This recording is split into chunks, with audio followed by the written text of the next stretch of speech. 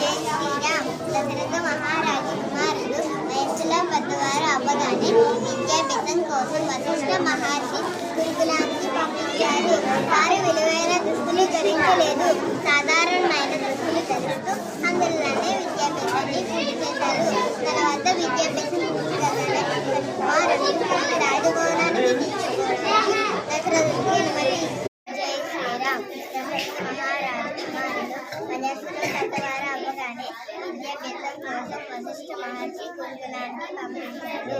వారు విలువైన దుస్తులు ధరించలేదు, సాధారణమైన దుస్తులు ధరిస్తూ అందరిలానే విద్యాభ్యాసాన్ని పూర్తి చేశారు.